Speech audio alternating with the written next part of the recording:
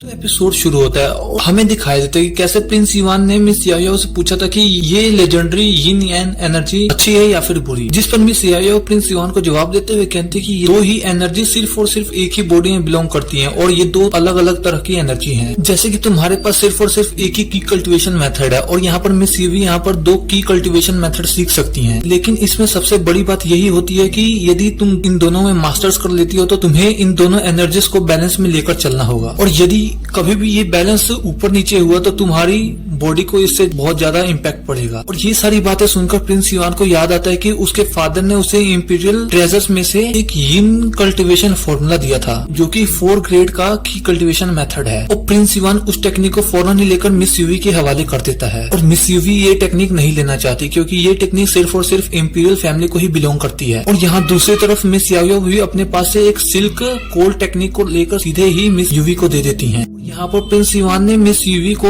यिन technique दे दी होती है और मिस याओयाओ ने भी मिस यूवी को यिन टेक्निक दे दी होती है। यहाँ पर सच में मिस यूवी की किस्मत काफी ज्यादा अच्छी है जो कि उन्हें एक तरफ आग और एक तरफ बर्फ की टेक्निक मिल जाती है और वो यहाँ पर इन दोनों का शुक्रिया करती हैं। और यहाँ पर मिस याओयाओ तुरंत ही मिस यूवी के पास आती है और उससे बताते हुए कहती है कि तुम्हारी यिन यान एनर्जी के बीच में एक बैरियर होगा और तुम्हें कल्टीवेशन करके उस बैरियर को हटा देना है, और यदि एक बार तुमने उस बैरियर को हटा दिया तो तुम्हारी यिन यान एनर्जी दोनों ही आपस में मर्ज हो जाएगी और तुम एक ऐसे एनर्जी को बना सकती हो कि जो कि बहुत ही ज्यादा पावरफुल होगी। और प्रिंस इवान यहाँ पर इन दोनों को देखकर काफी ज्यादा खुश हो रहा होता है। तभी मिस याओयाओ उसको एक झाड़ लगाते हुए पूछती है क्या तुमने गोल्डन एप हेवनली मार्क को सीख लिया है, जिस पर प्रिंस इवान उन्हें जवाब देते हुए कहते कि नहीं ये मैं भूल ही गया था और मैं तुरंत ही अभी जाकर इसे प्रैक्टिस करता हूँ। और फिर इसके बाद हमें नेक्स्ट डे का सीन दिखाया जहाँ पर कमांडर लू प्रिंस इवान को बताते हैं कि हम लोग यहाँ कैंगलन सिटी के पास पहुंच गए हैं। यहाँ पर हमारे पास लगभग काफी ज्यादा सोल्जर्स की तादाद है जिसकी वजह से हम यहाँ पर सीधे ही अंदर नहीं जा सकते। आप कुछ गार्ड्स को लेकर सीधे ही जाकर जनरल वुई से मिल सकते हैं, जिस पर प्रिंस इवान उन्हें जवाब देते हुए कहते हैं कि अभी तो काफी ज्यादा टाइम हो चुका है, मैं कल जनरल वुई से जाकर बात कर लूंगा और अभी हम सभी यहीं मिलिट्री कैंप में ही रुकेंगे। और यहाँ पर ये सभी मिलिट्री कैंप्स की ओर बढ़ने लगते हैं और यहाँ पर इतनी ज्यादा भारी आर्मी को अपनी तरफ आता हुआ देख यहाँ मौजूद मिलिट्री कैंप में से एक लड़की तुरंत ही अपने साथ कुछ सोल्जर्स को लेकर इनकी ओर आगे बढ़ने लगती है, जिसका नाम मिस वी किंग होता है और ये जनरल वी की बेटी होती है। और यहाँ पर वो आते ही इन सभी से पूछती है आखिरकार तुम लोग कौन हो और यहाँ कहाँ जा रहे हो, तुम लोग अपना इंट्रोडक्शन दो। और यहाँ पर कमांडर लू तुरंत ही अपने घोड़े से उतरते हैं और उसे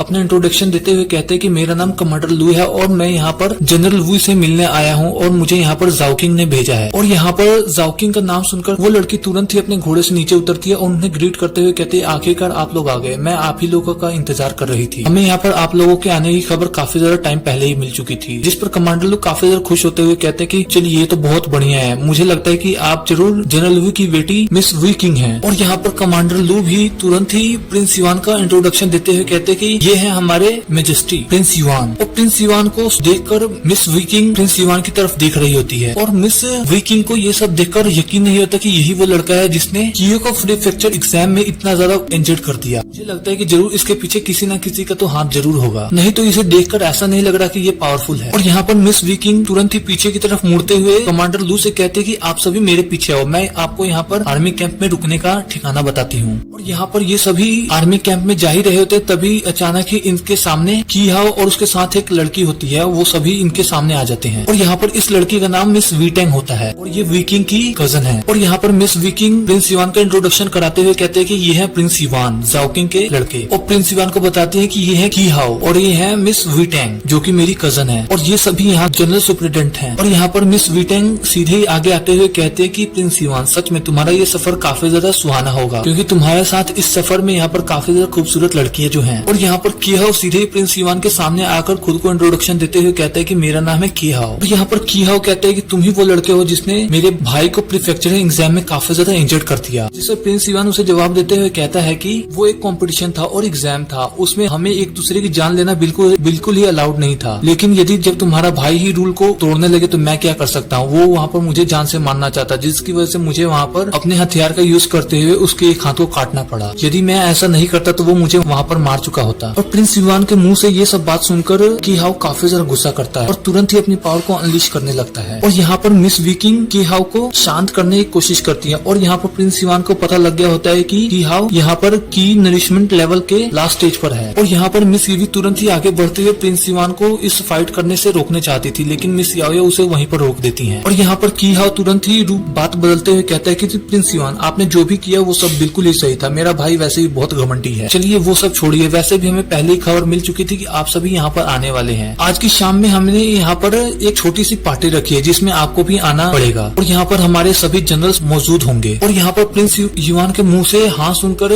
की हाउ काफी ज्यादा खुश हो जाता है और उसे देखकर ऐसा लगता है कि उसने जरूर कोई ना कोई प्लानिंग करके रखी हुई है। और यहाँ पर की हाउ प्रिंस युआन के पास से गुजरते हुए उसे कहता है कि प्रिंस युआन वैसे भी आपको यहाँ पर पता ही होगा कि आप यहाँ पर कैंगलन सिटी के मौजूद ब्लैक अम्बाइस फॉरेस्ट के पास हैं और यदि यहाँ पर किसी की मौत हो जाती है तो ये यहाँ पर कोई बड़ी बात नहीं, क्योंकि ये जगह यहाँ पर काफी ज्यादा खतरनाक है। और ये सब बात सुनकर प्रिंस युआन कहता है कि मेरी फिक्र करने की तुम्हें कोई जरूरत नहीं, क्योंकि तुम्हारी जिंदगी की फैमिली के लिए काफी ज्यादा इम्पोर्टेंट है। यदि तुम मारे गए तो तुम्हारी की फैमिली को आगे कौन बढ़ाएगा। और यहाँ पर इतनी ज्यादा बेइज्जती कराने के बाद की हाउ तुरंत ही अपने पैर वापस मोड़ते हुए कहता है कि चलिए ठीक है, अब हम रात की पार्टी में मिलेंगे।